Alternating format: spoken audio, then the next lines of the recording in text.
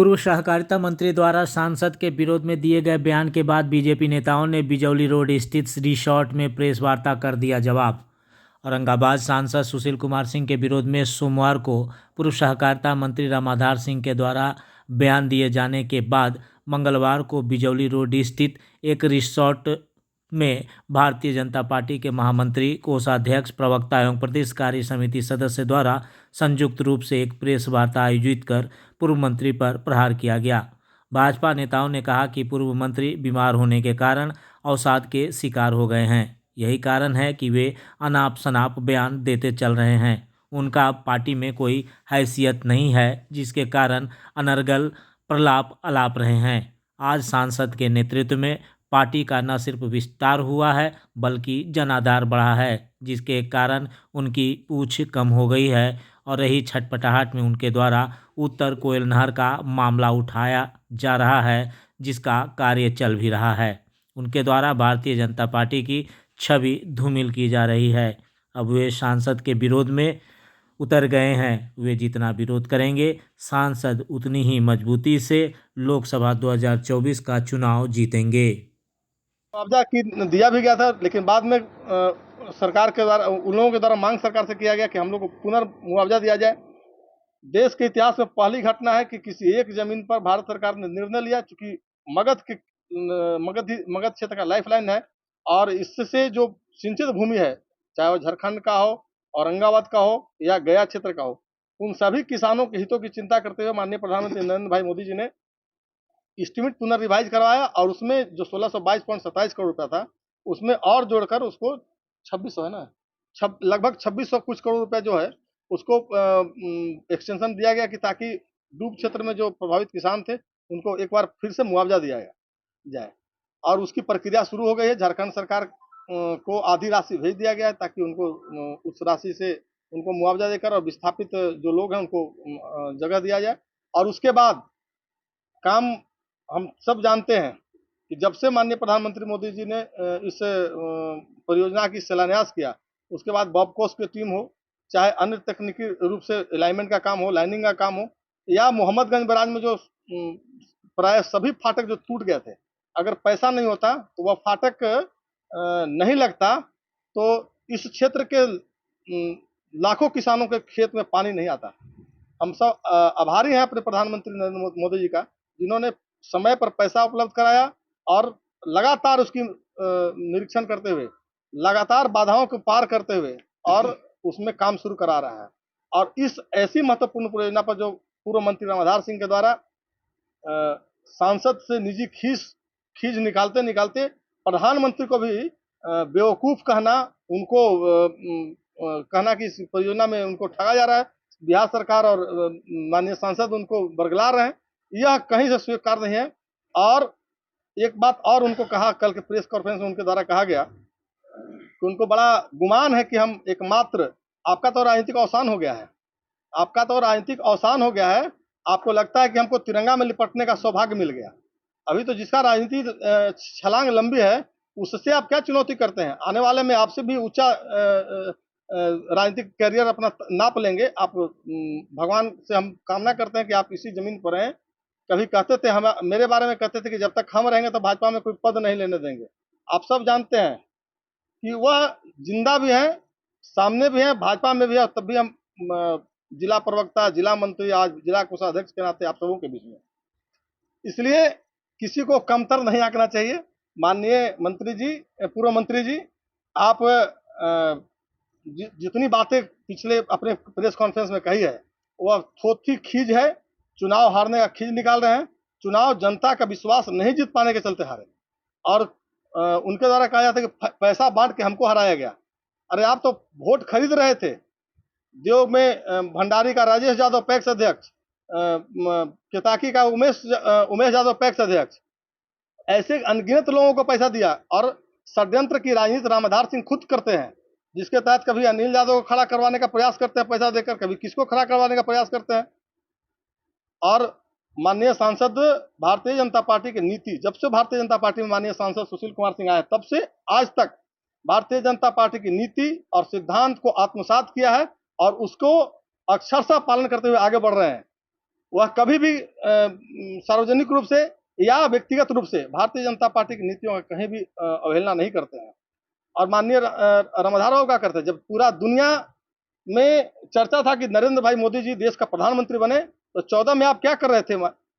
14 में आप भी गांव गांव घूमकर और लोगों को बरगला रहे थे, फुसला रहे थे कि सुशील सिंह को वोट मत दो। मैं चुनौती देता हूं, अभी बच्चू भैया जिंदा है डीहा के, जिनके पास आप जाके काला स्कॉर्पियो से गए थे।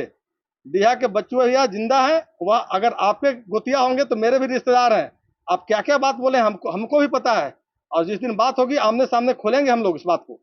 इसलिए रामाधार बाबू, आप अपने हैसियत में रहिए, और आपको लगता है कि भारतीय जनता पार्टी के नेतृत्व आपको उपेक्षा की दृष्टि से देख रहा है, तो आप स्वतंत्र हैं अपने निर्णय लेने के लिए, लेकिन भारतीय जनता पार्टी के किसी नेतृत्वकर्ता के ऊपर आप ओछी और गैर जिम्मेदाराना हरकत नहीं करिए। उन्होंने आरोप लगाया कि अगर पार्टी उन्हें टिकट देगी तो मैं किसी भी हाल में उनको हराऊंगा। देखिए, हम तो अभी बताए ना कि 14 में भी आप वही काम किए, 19 में भी आप वही काम किए, आपको तो करना वही है। जैसे देहात में कहा था ना कि रोने का मन है तो आंखिया हुरा गेल, वही तो आप कर रहे हैं। अशोक कहाँ के खेत बेचे? एक बात खेत खरीदे हैं पार्टी, एक बात आप पार्टी के आने के बाद वो खेत को खरीदे हैं। अपना खतियान दिखा दे में कि पहले क्या थे और आज क्या बन गए। पार्टी ने उनको अर्श से अर्श पर पहुंचा दिया। अपने कहते हैं हायर सेकेंडरी विदाउट अंग्रेजी। अब बिहार सरकार के काबीना मंत्री उनको पार्टी ने बना दिया। उनके आने से पहले हम 2-2 सीट जीत चुके थे। रफीगंज हमारे पास हुआ करता था, ओबरा हमारा था, पार्टी का विस्तार था।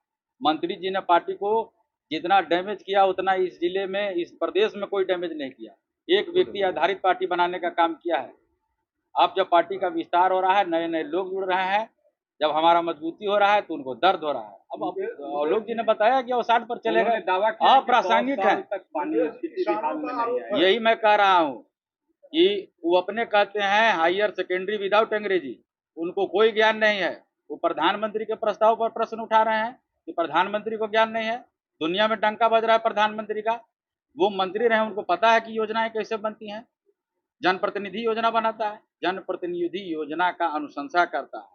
योजना का पहले फिजिबिलिटी रिपोर्ट बनेगा, एडमिनिस्ट्रेटिव सैंक्शन होगा, इसके बाद डीपीआर बनता है, टेक्निकल रिपोर्ट तैयार होता है, तो फिर जाकर के उसका टेंडर होगा। टेंडर के बाद काम शुरू होता है। ये आज की योजना है, ये सुशील सिंह ने योजना पास कराया है। 1972 में बिहार सरकार ने ये योजना लिया, उस समय डीपीआर बना, नहर की खुदाई हो गई, डैम बना, फाटक नहीं लगा, और 92-93 में योजना को बंद कर दिया गया बिहार सरकार के द्वारा। इस जिले से मंत्री बने हैं, सांसद बने हैं, मुख्यमंत्री तक बने हैं। उन लोगों से कोई ने पूछा नहीं, आप मुख्यमंत्री बने श्रीमान, ये योजना क्यों नहीं पारित हुआ, उसको अमली जामा क्यों नहीं पहुंचा दिए। आप मंत्री बने, मंत्री जी को याद होना चाहिए यही नहर है कि उनकी राजनीतिक उत्पत्ति हुई। जुटो जुटो कुदारी लेकर के नहर में कूद गए, जनता मुगालते में आ गई, भाजपा का कार्यकर्ता बने थे, भाजपा के लोग खड़े हो गए, वो चुनाव जीत गए। चुनाव जीतने के बाद मंत्री बने। और गांधी मैदान में वो संकल्प लिए थे, याद करिए आप, 2005 में, कि मैं दाढ़ी तभी बनाऊंगा जब नहर का पानी पहुंचा दूंगा। दाढ़ी भी बना लिए, बाल भी मुड़ा लिए, टीक भी बढ़ा लिए, पानी तो आज तक नहीं आया। बतौर मंत्री रहते हुए माननीय मंत्री ने क्या प्रयास किया। आप यहाँ से विधायक रहे, आप कितने बार सदन में इस बात को प्रश्न उठाए। आप टेक्निकल बातें बता रहे हैं कि वाटर डिस्चार्ज नहीं होगा, ये नहीं होगा। अरे आपको तो आपने ही स्वीकार किया था। उनके पुराना फेसबुक लाइव देखिए, जिसमें वो स्वीकार किए हैं कि हम धन्यवाद देते हैं कि इसमें एक महती भूमिका सुशील सिंह ने निभाया है। 2009 में सांसद बनने के बाद जो प्रयास किए, ये वो भी अकेले ही नहीं कर सकते थे। 5 सांसदों की टीम बना करके अग्रेसिव भूमिका निभाए। जो मनमोहन सिंह ने कहा कि ये डेड हॉर्स है, इसमें कोई प्रयास मत कीजिए, लगे, जैसे आलोक जी ने बताया, भगीरथी प्रयास किया। अब वो योजना अमल में आ रही है, आप उसमें खामियां गिना रहे हैं। आप केंद्र सरकार से बड़े हो गए, वहां के बैठे हुए अधिकारियों से बड़े हो गए, उनसे ज्यादा आपकी समझ हो गई।